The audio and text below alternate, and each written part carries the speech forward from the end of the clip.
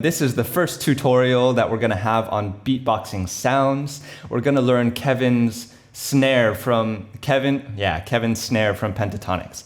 Kevin from Pentatonix's snare. That's terrible.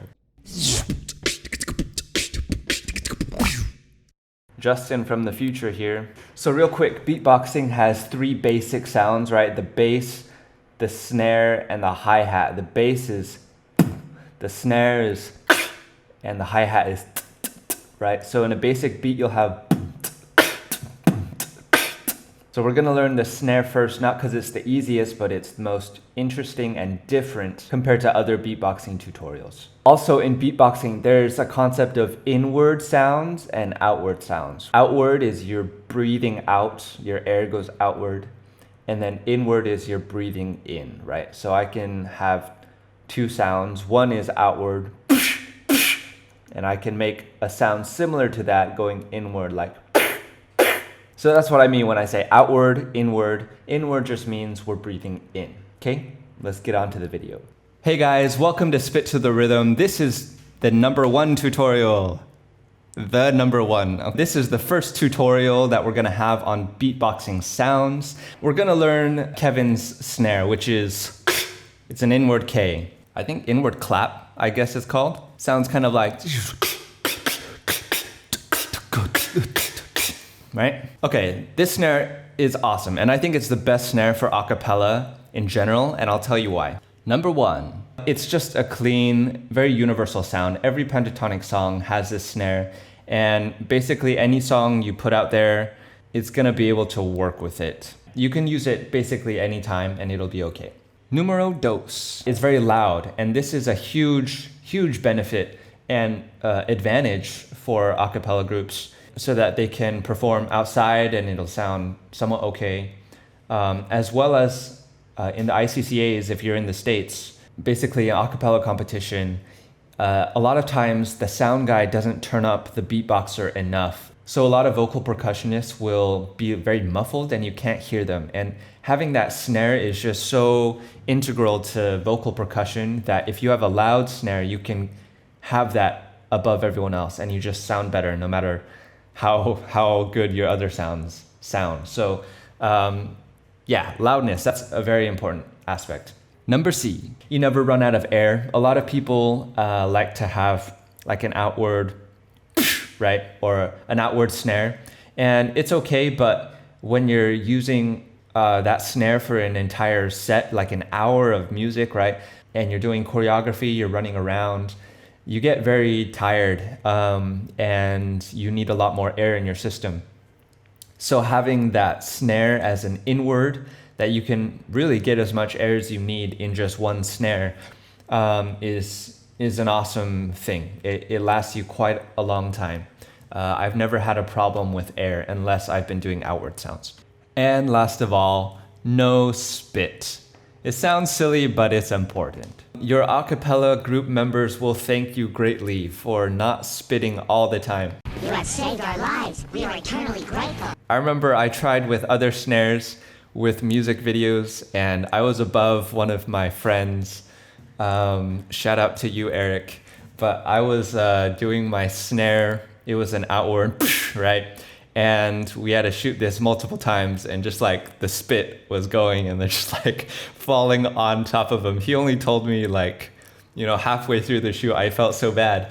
But yeah, and rehearsals too, after 2 hours of you spitting everywhere, it's gonna start smelling, it's gonna be humid, it's gonna be bad. So no spit is a great advantage. So with these out of the way, let's go ahead and learn it. Okay, so you start with a T sound, okay? It'll take baby steps here. So start with the T sound, say T, okay? So that's using the tip of your tongue, right?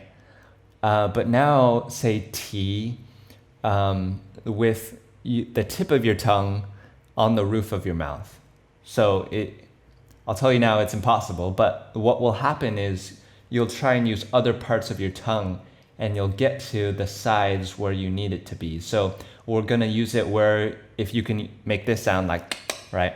You're gonna use that part of your tongue and try and say T, right? An outward T. So instead of T, it's key. Okay, it'll sound a bit weird, but it should be pretty natural. Key. Okay, now you try that, but breathing inwards.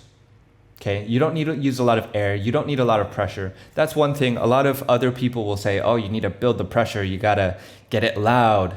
But actually, beatboxing sounds in general, you can start from a very quiet, very controlled sound. And if you do that, it'll be very natural to get louder. But I like to tell people to start soft and then build up.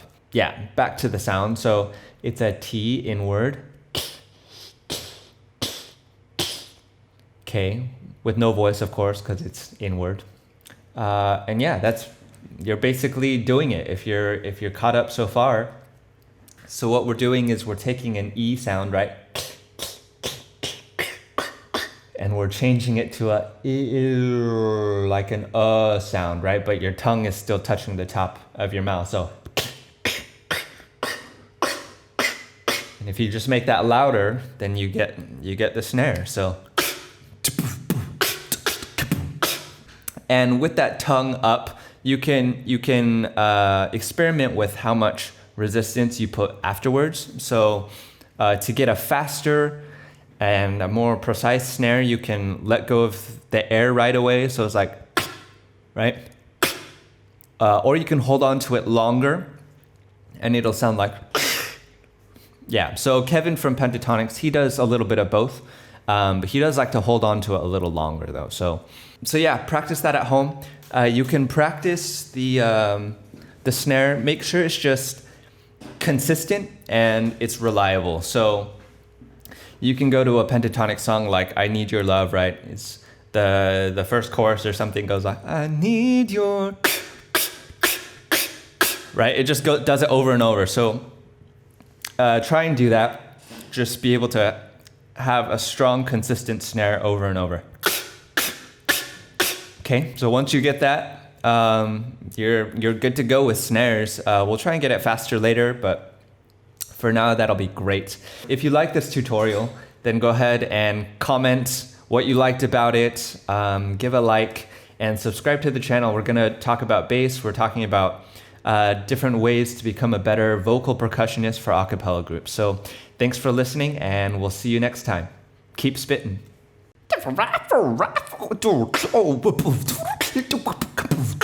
Yeah, okay.